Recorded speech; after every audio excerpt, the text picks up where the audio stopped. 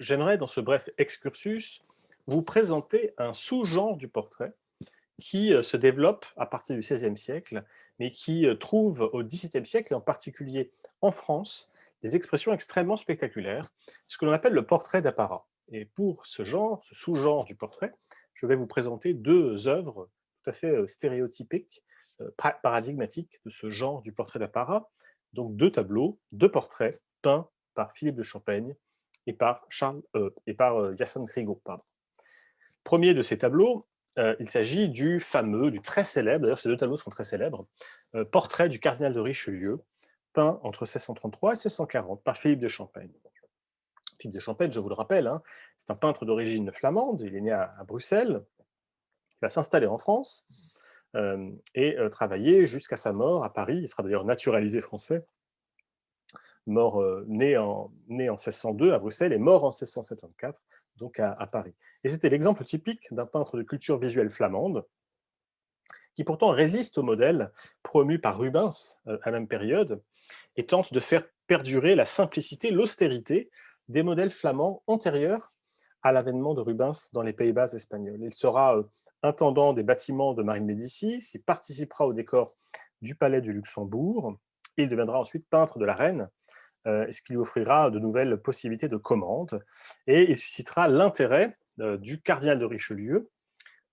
qui lui aussi va engager Champaigne dans plusieurs chantiers, dont la conception du modèle de son portrait officiel. Donc voici une des variantes possibles, qui, vous le voyez, a pour fonction véritablement de célébrer et de traduire l'autorité et le pouvoir du principal conseiller du roi, Louis XIII,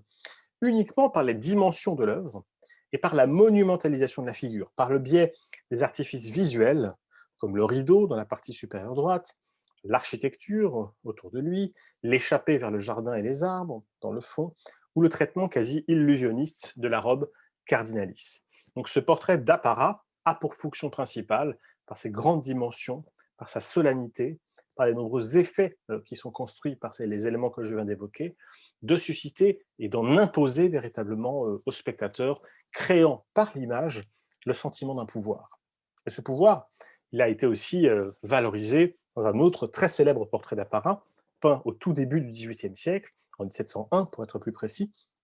par Hyacinthe Rigaud, un peintre d'origine toulousaine, qui est né entre 1682 et 1684 et qui meurt en 1743, et qui est l'un des principaux représentants, avec Nicolas de Largillière, d'une pratique française du portrait qui de plus en plus clairement s'éloigne des modèles de Champagne ou de Charles Lebrun, par exemple, pour modèle des modèles et des tableaux vénitiens, flamands, hollandais. On peut penser à Titien, on peut penser à Van Dyck, à Rubens, voire à Rembrandt. C'est un peintre qui s'intéresse davantage à la question du coloris et aux effets du coloris sur le spectateur. Cela dit, c'est un coloriste qui aime entrer dans les détails, hein. On voit ici, dans ce portrait, ce très célèbre portrait de Louis XIV en grand costume royal, ce n'est pas le seul portrait de Louis XIV par Rigaud, mais c'est sans doute le plus célèbre,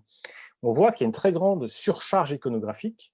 où tous les détails des vêtements, des ornements sont traités avec une grande méticulosité, destiné à renforcer l'effet de grandeur du tableau et de monumentaliser finalement cette œuvre, qui ne cherche pas simplement à représenter les traits du monarque, mais aussi à figer dans la mémoire collective finalement une image de l'État, hein, du corps du roi comme s'identifiant à l'État français, le corps qui dépasse en réalité la seule image de son corps physique. D'autre part, ce qui est intéressant de souligner, c'est que en même temps qu'il y a cette prolifération de détails symboliques, les fleurs de lys, l'épée, le sceptre, la couronne, tous ces éléments qui vont construire la pompe royale, le trône évidemment dont le roi semble s'être extrait, on a une sorte de simplicité, d'efficacité chromatique par la structuration du grand dais royal rouge qui vient créer cette présence et renforcer cette présence du roi, et qui est mise au service de la valorisation du corps du roi,